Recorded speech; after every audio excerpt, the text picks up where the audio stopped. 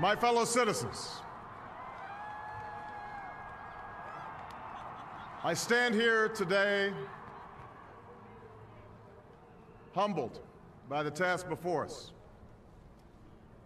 grateful for the trust you've bestowed, mindful of the sacrifices borne by our ancestors. I thank President Bush for his service to our nation.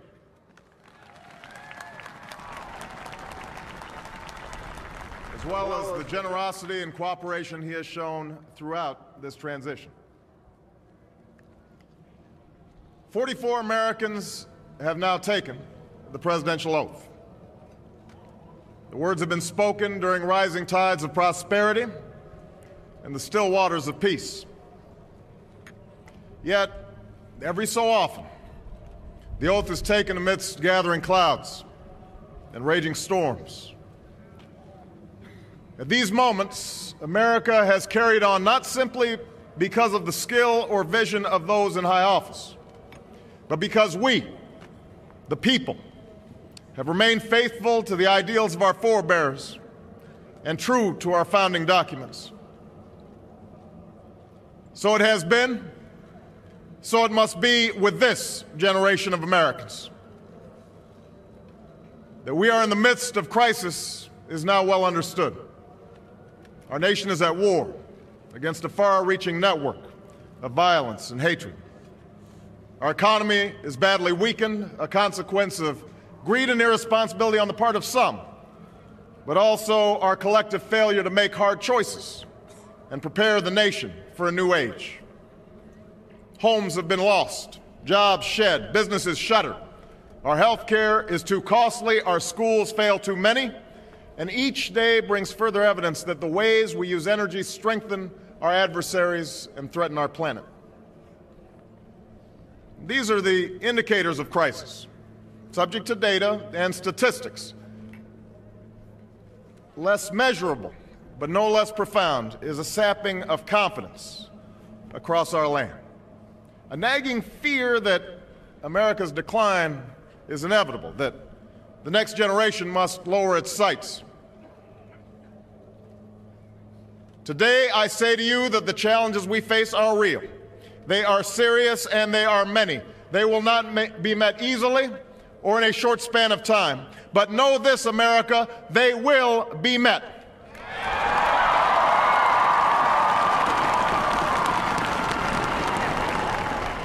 On this day, we gather because we have chosen hope over fear, unity of purpose over conflict and discord. On this day, we come to proclaim an end to the petty grievances and false promises, the recriminations and worn-out dogmas that for far too long have strangled our politics.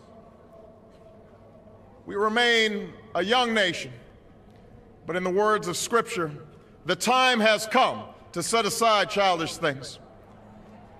The time has come to reaffirm our enduring spirit, to choose our better history, to carry forward that precious gift, that noble idea passed on from generation to generation, the God-given promise that all are equal, all are free, and all deserve a chance to pursue their full measure of happiness.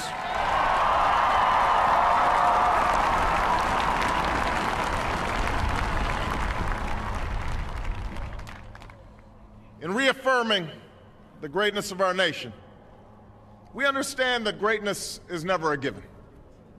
It must be earned. Our journey has never been one of shortcuts or settling for less.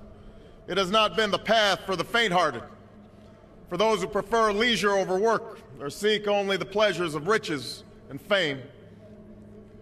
Rather, it has been the risk-takers, the doers, the makers of things, some celebrated, but more often men and women obscure in their labor, who have carried us up the long, rugged path towards prosperity and freedom. For us, they packed up their few worldly possessions and traveled across oceans in search of a new life. For us, they toiled in sweatshops and settled the West, endured the lash of the whip, and plowed the hard earth. For us, they fought and died in places like Concord and Gettysburg Normandy, and Khe Sanh. Time and again, these men and women struggled and sacrificed and worked till their hands were raw so that we might live a better life. They saw America as bigger than the sum of our individual ambitions, greater than all the differences of birth or wealth or faction. This is the journey we continue today. We remain the most prosperous, powerful nation on earth. Our workers are no less productive than when this crisis began. Our minds are no less inventive, our goods and services no less needed than they were last week or last month or last year. Our capacity remains undiminished. But our time of standing pat, of protecting narrow interests and putting off unpleasant decisions, that time has surely passed. Starting today, we must pick ourselves up, dust ourselves off, and begin again the work of remaking America.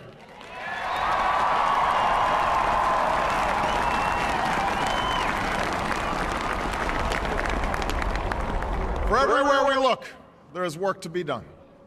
The state of our economy calls for action, bold and swift, and we will act, not only to create new jobs, but to lay a new foundation for growth. We will build the roads and bridges, the electric grids and digital lines that feed our commerce and bind us together. We will restore science to its rightful place and wield technology's wonders to raise healthcare's quality and lower its cost. We will harness the sun and the winds and the soil to fuel our cars and run our factories, and we will transform our schools and colleges and universities to meet the demands of a new age. All this we can do. All this we will do. Now, there are some who question the scale of our ambitions, who suggest that our system cannot tolerate too many big plans. Their memories are short, for they have forgotten what this country has already done, what free men and women can achieve when imagination is joined to common purpose and necessity to courage. What the cynics fail to understand is that the ground has shifted beneath them, that the stale political arguments that have consumed us for so long no longer apply.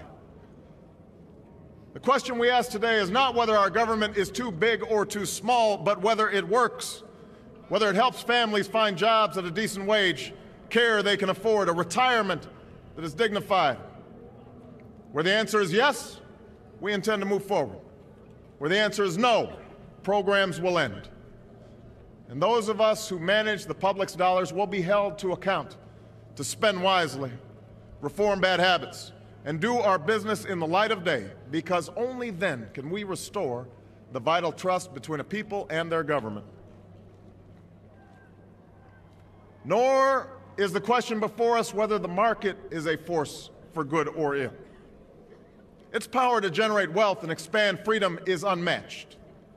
But this crisis has reminded us that without a watchful eye, the market can spin out of control. The nation cannot prosper long when it favors only the prosperous. The success of our economy has always depended not just on the size of our gross domestic product, but on the reach of our prosperity, on the ability to extend opportunity to every willing heart, not out of charity, but because it is the surest route to our common good.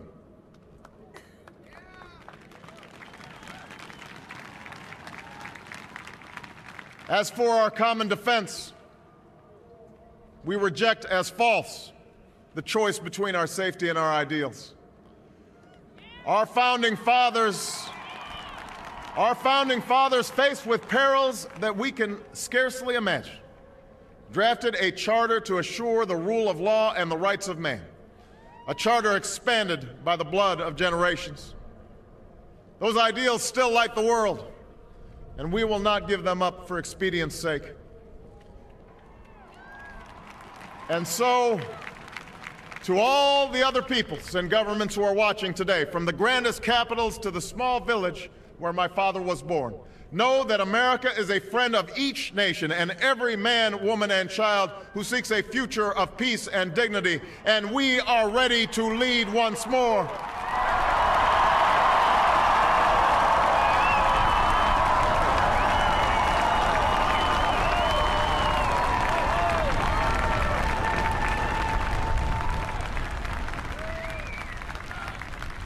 Recall that earlier generations faced down fascism and communism not just with missiles and tanks, but with the sturdy alliances and enduring convictions.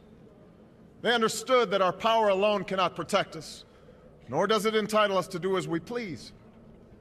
Instead, they knew that our power grows through its prudent use. Our security emanates from the justness of our cause, the force of our example, the tempering qualities of humility and restraint. We are the keepers of this legacy. Guided by these principles once more, we can meet those new threats that demand even greater effort, even greater cooperation and understanding between nations. We will begin to responsibly leave Iraq to its people and forge a hard-earned peace in Afghanistan.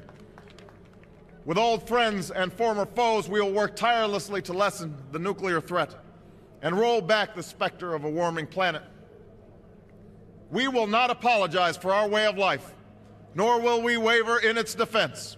And for those who seek to advance their aims by inducing terror and slaughtering innocents, we say to you now that our spirit is stronger and cannot be broken. You cannot outlast us, and we will defeat you.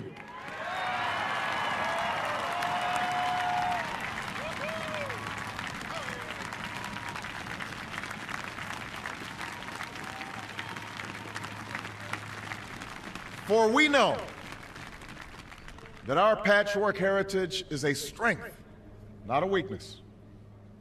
We are a nation of Christians and Muslims, Jews and Hindus, and non-believers.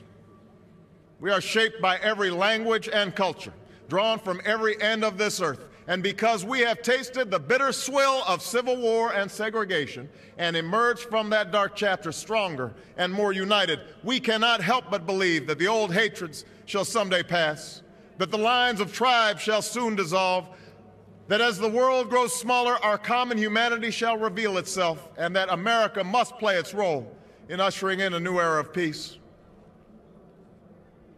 To the Muslim world, we seek a new way forward based on mutual interest and mutual respect. To those leaders around the globe who seek to sow conflict or blame their society's ills on the West, know that your people will judge you on what you can build, not what you destroy. To those who cling to power through corruption and deceit and the silencing of dissent, know that you are on the wrong side of history, but that we will extend a hand if you are willing to unclench your fist. To the people of poor nations, we pledge to work alongside you to make your farms flourish and let clean waters flow, to nourish starved bodies and feed hungry minds. And to those nations like ours that enjoy relative plenty, we say we can no longer afford indifference to the suffering outside our borders, nor can we consume the world's resources without regard to effect. For the world has changed, and we must change with it. As we consider the road that unfolds before us, we will remember with humble gratitude those brave Americans who, at this very hour, patrol far-off deserts and distant mountains. They have something to tell us, just as the fallen heroes who lie in Arlington whisper through the ages. We honor them not only because they are the guardians of our liberty, but because they embody the spirit of service, a willingness to find meaning in something greater than themselves. And yet, at this moment, a moment that will define a generation, it is precisely this spirit that must inhabit us all. For as much as government can do and must do, it is ultimately the faith and determination of the American people upon which this nation relies. It is the kindness to take in a stranger when the levees break, the selflessness of workers who would rather cut their hours than see a friend lose their job, which sees us through our darkest hours. It is the firefighter's courage to storm a stairway filled with smoke, but also a parent's willingness to nurture a child that finally decides our fate. Our challenges may be new. The instruments with which we meet them may be new. But those values upon which our success depends, honesty and hard work, courage and fair play, tolerance and curiosity, loyalty and patriotism, these things are old. These things are true. They have been the quiet force of progress throughout our history. What is demanded then is a return to these truths.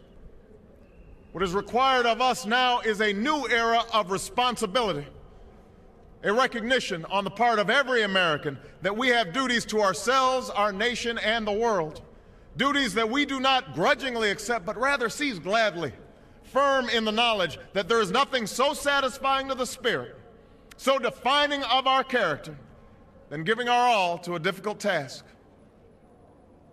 This is the price and the promise of citizenship. This is the source of our confidence, the knowledge that God calls on us to shape an uncertain destiny. This is the meaning of our liberty and our creed, why men and women and children of every race and every faith can join in celebration across this magnificent mall, and why a man whose father less than 60 years ago might not have been served at a local restaurant can now stand before you to take a most sacred oath.